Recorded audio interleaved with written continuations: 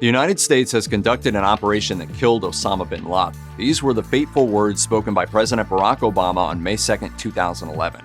Now that the leader of Al-Qaeda was dead, the U.S. was left with one question: what do we do with the body? American officials knew well before the 2011 raid that killed Osama Bin Laden that dealing with the man's body could be troublesome. The option to take him alive was always there, and counterterrorism advisor John Brennan later told the Salt Lake Tribune that the men on the ground were prepared to bring bin Laden into custody. The brain behind 9/11 had long been wanted dead or alive, and if he were killed, his mortal remains would invite thorny political and religious questions.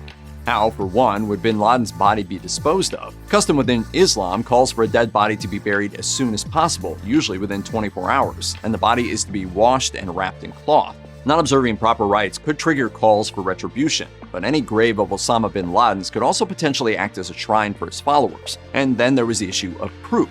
Up until the moment the raid was carried out, U.S. officials had no watertight proof that bin Laden was in that infamous Pakistani compound. If he was there, and if he was killed, the Obama administration would have to decide whether to provide proof that bin Laden was dead. To do so could be a grotesque display that sparked another rallying cry for further violence.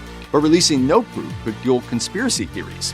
All these problems remained hypothetical until May 2nd, when SEAL Team 6 infiltrated the compound and shot bin Laden in the head. A wife's testimony and DNA tests confirmed it was him. Planning for his inevitably controversial burial began, and he was ultimately buried at sea. Osama bin Laden's corpse was taken by the troops to the aircraft carrier. He was buried at sea. Early reports after Osama bin Laden's death and burial suggested that the United States initially sought to bury him on land in a nearby country. Several reports say Saudi Arabia, his country of birth, was approached only to deny the request. But Ambassador Akbar Ahmed, a former Pakistani high commissioner, told history that he doubted such rumors. And counterterrorism advisor John Brennan claimed that the Islamic custom of burial within 24 hours of death left the United States with no time to negotiate with other governments. Whether they approached any countries about receiving bin Laden's remains or not, U.S. officials ultimately chose to bury his body at sea. Islamic burial traditions were still observed. Emails later obtained by the Associated Press confirmed that the body was washed and covered in a white sheet, and that a translator interpreted delivered rites into Arabic. The body was weighed down and slid into the ocean from the USS Carl Vinson. Burial at sea isn't forbidden within Islam, but usually only happens if the deceased dies at sea. Clerics and scholars were divided on the appropriateness of burying bin Laden in this manner. One even told the Seattle Times that it was a humiliation of Islam, while another said that the body should have been delivered to his family. Barring anyone from the family wanting the body, they argued a grave anywhere on land would have been more appropriate. Others, including Ahmed, allowed that the sea burial effectively removed the shrine issue.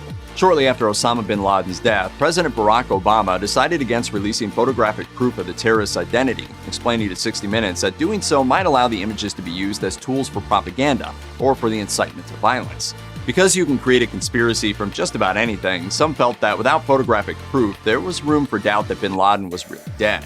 And indeed, conspiracy theories came from all sides of the political spectrum, many denying that bin Laden had been killed. Another theory, spread by Seymour Hersh, alleged that bin Laden had long been a Pakistani prisoner and that the raid was staged in the sense that the Pakistani government gave him up to the Americans. In his account, bin Laden's body was mutilated before burial.